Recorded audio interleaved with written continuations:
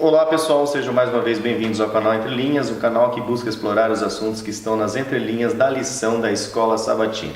E hoje conosco, nessa nona lição, está aqui a Thaisa Brolin, uma amiga nossa. Seja bem-vinda, Thaisa. Obrigada. É a primeira representante feminina no canal, depois de 1 ano e 2 meses. Enfim, nós temos aqui uma convidada, né? Que o pessoal aqui, o pessoal é bastante receptivo, o pessoal sempre cumprimenta vocês. Então, ela trouxe aqui muitas falas interessantes. Fiquem ligados que realmente o canal Entre Linhas vai explorar entrelinhas.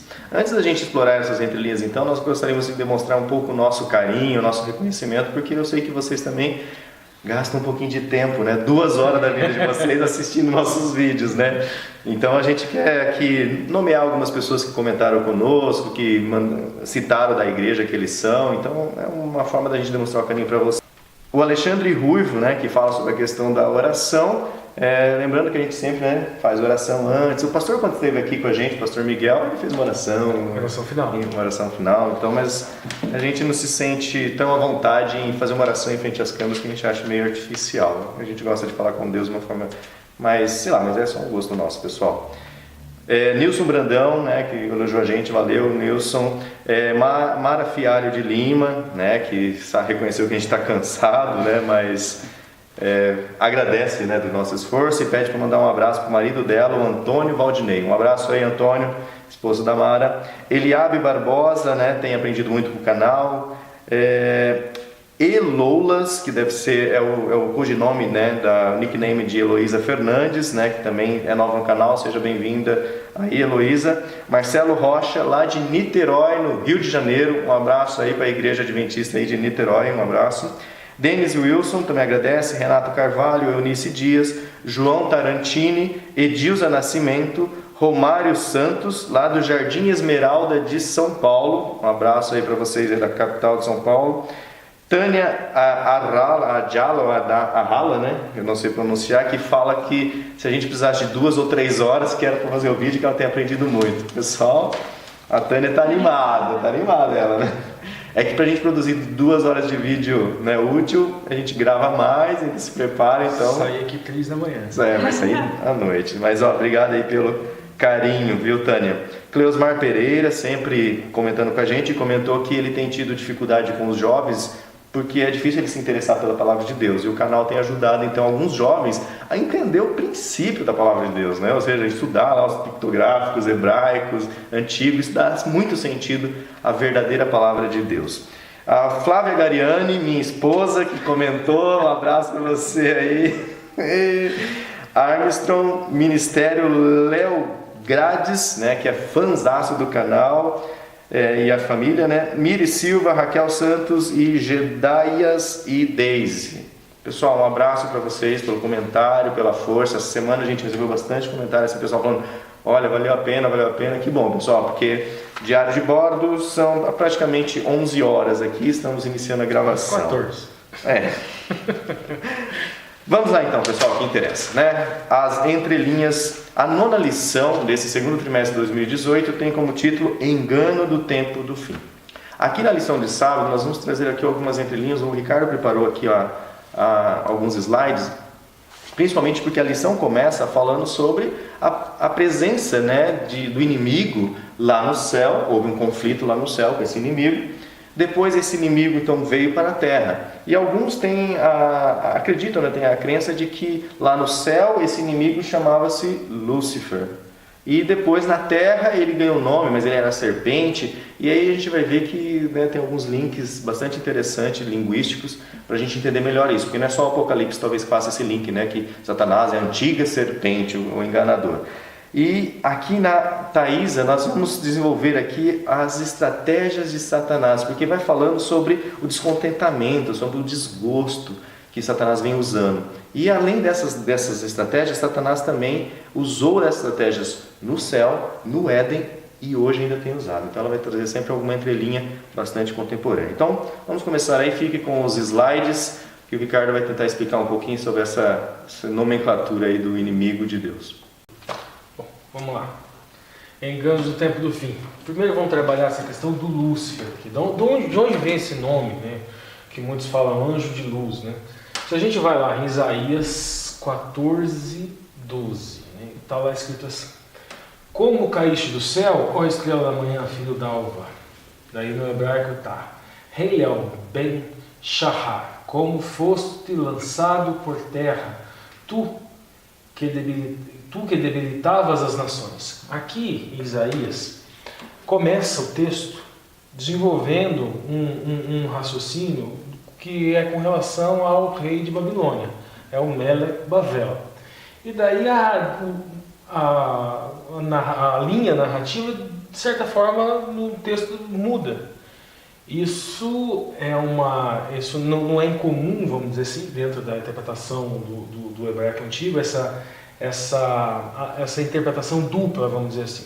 Estaria se referindo ao rei da Babilônia, literalmente, mas ele seria um arquétipo de algo maior, no caso, do próprio inimigo. Essa mudança da linha narrativa se dá em função disso. Esse Melech Bavel, ou Bavel é associado à confusão em função da Torre de Babel, na confusão de língua, e aqui se utiliza, vamos dizer, essa linha narrativa em função disso para se referir ao inimigo. Agora, de onde vem Lúcifer? Vem justamente disso aqui. Porque quando Jerônimo traduz a Vulgata Latina, ele vai usar a expressão grega lux fero, que significa estrela da manhã. E ele utiliza a expressão Lúcifer. Essa expressão hebraica aqui, ela se aplicava ao planeta Vênus, né? Também se aplicava ao planeta Vênus, e ela vem aqui na versão hebraica. Agora, esse Lúcifer aqui também pode ter outro tipo de razão. Antes de eu falar no próximo slide da outro tipo de razão, aqui na Septuaginta utiliza o Heilel, né? E foi traduzida para o grego Oleophoros, que significa o que traz ao anoitecer ou o que traz a luz. Essa expressão grega aqui, ela não foi traduzida para o grego como propriamente uma estrela da manhã. E a gente encontra na Bíblia algumas vezes onde essa expressão ela é aplicada a Jesus. Então veja bem, ela não é propriamente um nome próprio, como na Vulgata Latina aqui foi traduzida, né? Foi traduzida como um nome próprio, e a gente encontra em português, em francês, em italiano, até em inglês. Agora aqui o possível outro motivo, né? A gente encontra no século IV, veja que esse Lúcifer não tinha conotação pejorativa nenhuma, inclusive havia um bispo católico que chamava Lúcifer de Cagliari, né? Ele era o bispo da Sardenha, e ele brigou com o Papa da época, em razão de tendências arianas, que ele estaria se pendendo para o pensamento do bispo ário, né? E de São Jerônimo não gostava muito das intransigências nem das opiniões, né, de Lúcifer de Cagliari e seus seguidores. E uma possibilidade é que ele tenha, além do motivo linguístico, ele tenha optado por esse nome em razão disso. Vamos lá, agora aqui Apocalipse 22:16. Apocalipse 22:16. Eu, Jesus, enviei o meu anjo para vos testificar coisas da igreja. Eu sou a raiz da geração de Davi, resplandecente estrela da manhã. E aqui a expressão grega é aster proinos. Aqui estrela, em grego, e proinos. Nota que lá na Septuaginta não é aster proinos, é outra expressão. Aqui um ponto aqui que é um cuidado que a gente tem que ter. A gente está trabalhando esses conceitos e às vezes a gente acha assim, mas isso não tem nenhuma aplicabilidade. No glossário teosófico, né, é uma russa aqui, Helena, acho que é Blavatsky, ela diz que Lúcifer é a estrela da manhã, o planeta Vênus, e literalmente a palavra significa portador de luz, e ela rejeita atribuições de Lúcifer dos seus defeitos de orgulho, arrogância, que o cristianismo lhe imputou. Nem diz que ele é a origem do mal, tampouco identifica como diabo e similares, que ele a considera produto apenas da imaginação humana sem existência autônoma real. Ou seja, ela se apega a questões linguísticas, acreditamos nós que equivocadas, para negar uma existência e influência desse ser. Gênesis 3:4. Agora vamos analisar um pouquinho aqui a questão da serpente. E vai ficar um pouco para o próximo dia da semana também. Gênesis 3:4 fala assim: então a serpente, daí aqui a gente tem o prefixo, né? O Nahash, o Ha-Nahash, ou seja, a serpente, disse à mulher: certamente não morrereis. Aqui é o primeiro engano, né? Essa expressão, Nahash, cobra, ela vem de um verbo que é Nihesh, que significa adivinhar, predizer, pressagiar ou augurar. O Nahash significa praticar adivinhação, observar sinais ou prestágios ou aprender pela experiência. A gente nota aqui que, de certa forma, ela exerce um certo tipo de adivinhação lá na Torá. Ela diz: não, certamente não morrereis. A astúcia dela, a gente também aqui no dicionário Genésios, associa essa expressão com um silvo, ou o som de uma serpente, ou um sussurro. Ou seja, associa essa expressão hebraica Nahash com o silvo da serpente ou com um sussurro. Isso vai ser importante quando a gente fizer outras aplicações mais para frente. Agora, Apocalipse 19:9. Eu fui precipitado o grande dragão, a antiga serpente.